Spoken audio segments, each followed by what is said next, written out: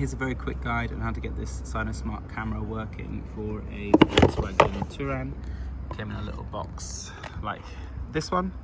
I'm going to guide you through the process that I went through. I've already done it, but there is a video that I followed that does 95% of the job. You just need to know the nuances for a Touran, which I will link below, and thanks to that creator for making that. So first things first, what you will do is in the box you get the camera and a cable set, and the first thing you'll do is actually install the camera into the boot switch just to check that it works for the boot switch. So then we get the boot open here.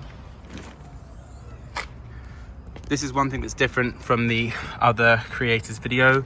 It's not a Touran boot that they're using, so it's slightly different. To get the components of the boot off, you first take this panel off. It just pulls off these two panels at the side that both pull either way. Make sure if any of the little silver bits remain in the car that you take them out and channel them back in for ease later.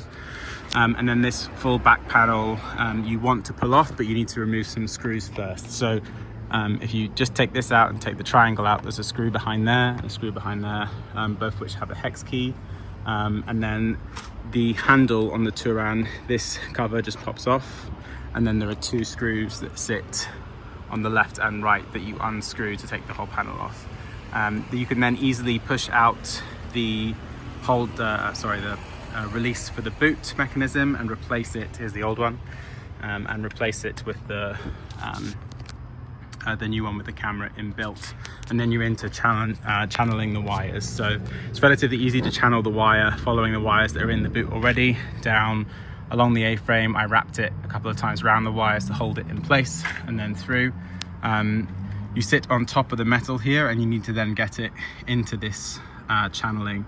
These pull out down and up, and you can, once you've pulled it through enough, make sure you bring it through the metal first. You can get it down and push it through the majority of the channeling. I then used some needle nose pliers once this was up and facing my way to grab the end of it and pull it the rest of the way through, and pull it all the way through. Then you're into the actual car itself, and you can pull the piece of lining up the top here and clean off if you want to, or just as much as you need to be able to pull the wire down and along. You can get it relatively easily under this piece of boot lining here without taking this whole section off, which I would strongly suggest you avoid.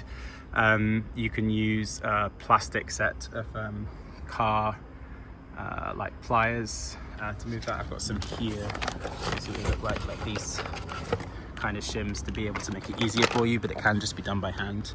You can then go in under the lining here, and then you are onto the hardest part of the whole thing. This C-frame was an absolute nightmare. If you can and do want to avoid the C-frame, I suggest you do. You can just channel it to have the cable visible up at the top here, and no one will ever notice, but I'd already started, so I went on with it.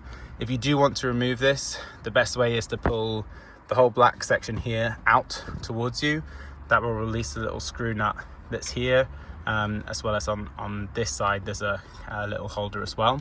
And then this unit here effectively has three little pieces that hold it onto the car on the side here that you need to pull this way for, but then a very large upward section that goes into the roof. So once this is off and loose, you kind of pull it out and down to bring it out, and then once you've got the cabling through to get it back in again, you would push it in, push it up, push it in a little bit, not until it's all the way in, push it up, then line up the three bits on the side and push it in, then line up the black piece and along with the little plastic screw, as long as it's still holding in place, and push that in to get the whole thing flush and back to how it looked originally.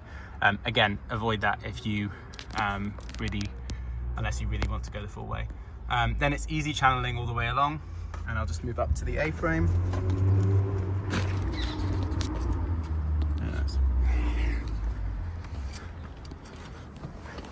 The A-frame here, you don't need to remove the airbag sign. You can just get behind it and pull the whole, sorry, not A-frame, B-frame towards you. It will come out. Again, it has a little bit that runs up high into it. It's relatively easy to clip back on as well, so worth trying by comparison to the C-frame. The only thing I'd say, if you do take this off, is make sure that this remains connected to the seatbelt slider and within the little grooves on the side.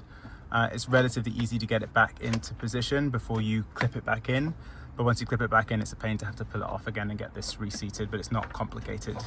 On the other side, it's relatively self-explanatory. Then cable goes through the section here and down, and then close to the end now. Mine comes down and into the side panel. This just pulls out. Don't worry about the switch here, it just comes with it. And then you are in to the side, and in the glove box there's a little channel here that you can take the wire to pull it from the side along, and a little hole that goes up into the back of the section that this is in. You use the little keys provided with the camera to pull this out. Last things then, when you pull this out, you'll notice as you try to put it back in, there isn't enough space for all the cabling.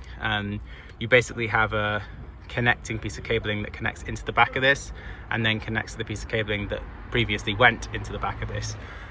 There is a slot up above the unit in here for the brick piece of cabling that's left behind to go up and in and tuck in, and you will need to do that with this almost pushed up flush, but just before it goes in, to be able to push the whole unit back. It's probably best I can explain that, but if you put your hand in and feel upwards, you'll be able to feel where the cable needs to go. Then this slides back in.